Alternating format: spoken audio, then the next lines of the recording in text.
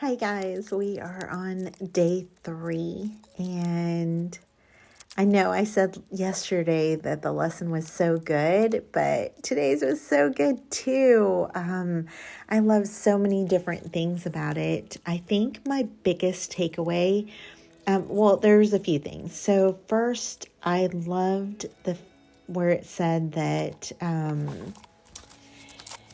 where God revealed himself to Elijah, and he didn't come in a great mighty wind, but instead he was the gentle, still, small breeze. And all 3 of those adjectives are just so beautiful: gentle and still and small. It can't be more meek than that. I just love that, don't you?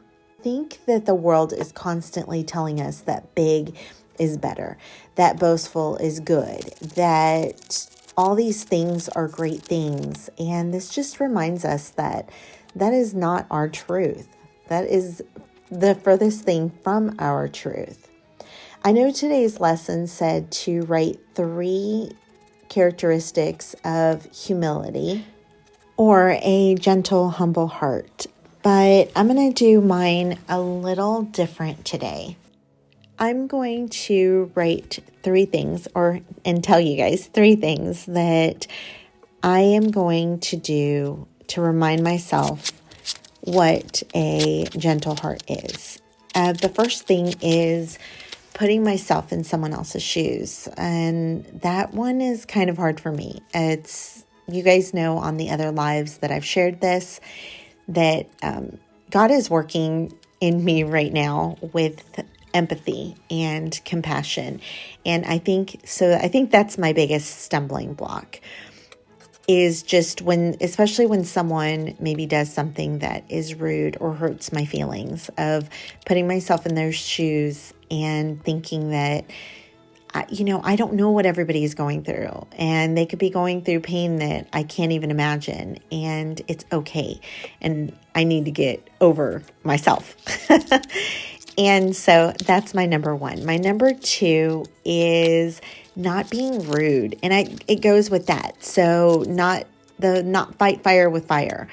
And I always tell my kids growing up, practice makes perfect. You do something enough times and you get pretty good at it. And I think that goes with that. I'm pretty good at dishing it out, and I don't want to do that anymore. I don't want to be like that. So that's my number 2.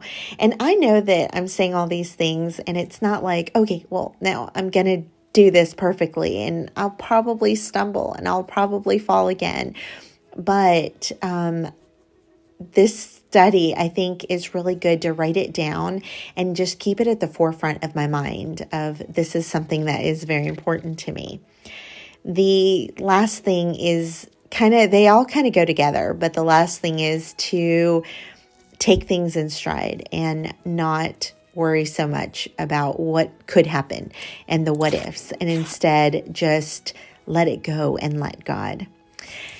I just wanted to finish off, and then you guys can finish watching the decorating of the video, and just by saying that I love the way that the devotional ended, and it said that I want you to hear this, you are a child of God, you are loved, you're forgiven, and you're saved by Jesus.